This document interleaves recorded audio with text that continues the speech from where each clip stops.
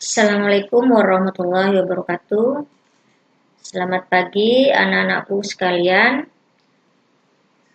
Sebelum pelajaran ini dimulai, mari kita buka dulu dengan bacaan basmalah. Bismillahirrahmanirrahim. Baik, pada pembelajaran daring mapel PKN ini tetap pada bab 1 pertemuan ketiga. Ibu akan membahas pada materi semangat dan komitmen kebangsaan para pendiri negara dalam perumusan dan penetapan Pancasila.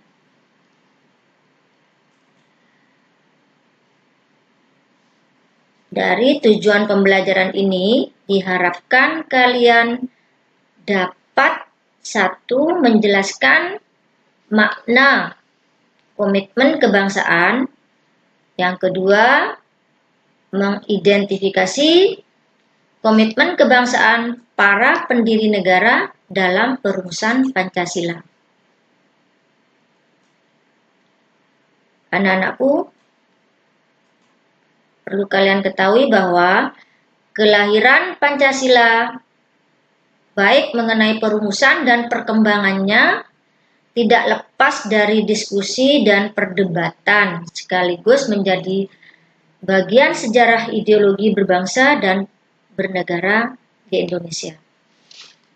Dalam sejarah perumusan Pancasila, pertemuan pertama sudah dijelaskan bahwa Pancasila itu tidak terjadi dengan sendirinya atau ada dengan sendirinya, tetapi melalui proses yang panjang dalam sidang BPUPKI. Sebagai dasar negara, Pancasila menjadi acuan konstitusi. Ya. Jadi sebagai dasar negara, Pancasila itu menjadi acuan konstitusi dan hukum yang berlaku di Indonesia.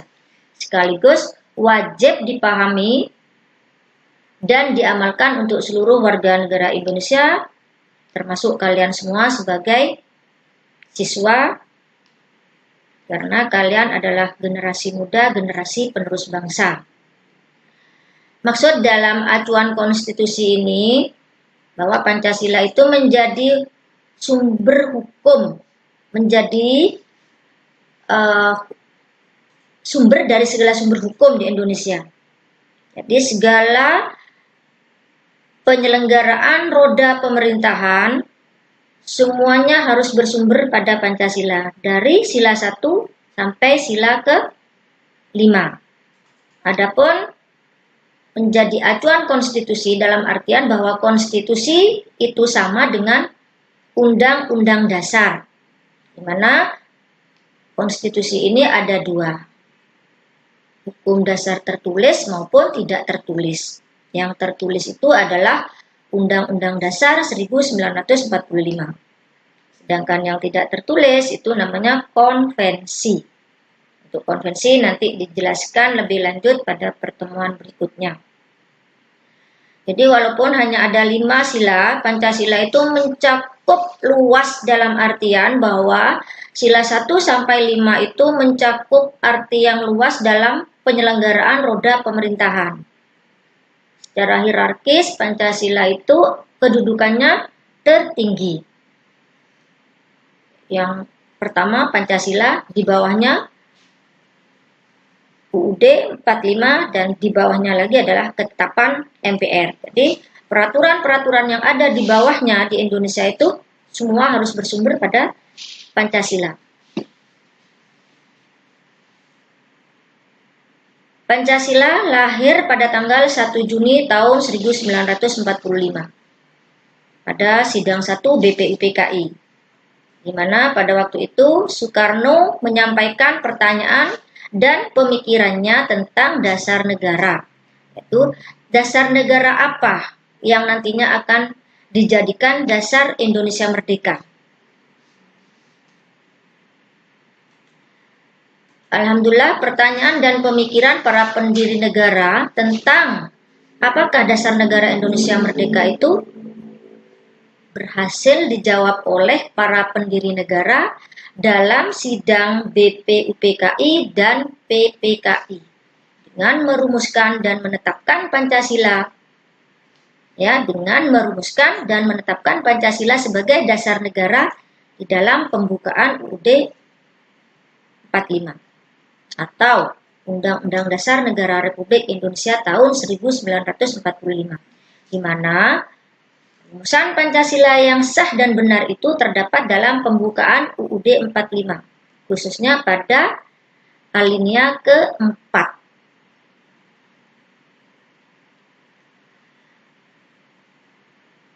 Dalam komitmen ini terdapat beberapa nilai semangat dari para pendiri negara, yaitu yang dimaksud dengan semangat itu sendiri adalah mengandung arti tekad dan dorongan hati yang kuat untuk menggapai harapan dan hasrat tertentu. Jadi semangat itu adalah keinginan, tekad yang ingin dicapai, yang ingin digapai untuk mencapai hasrat tertentu. Yang dimaksud dengan para pendiri negara adalah contoh baik dari orang-orang yang mempunyai semangat yang kuat dalam membuat perubahan, yaitu perubahan dari negara terjajah menjadi negara merdeka yang sejajar dengan negara-negara lain di dunia. Kalian sudah tahu dalam sejarah di Indonesia bahwa Indonesia sebelum merdeka itu pernah dijajah oleh bangsa asing, khususnya negara-negara Eropa, Inggris, Portugis, Belanda. Juga dari Asia, Jepang. Di mana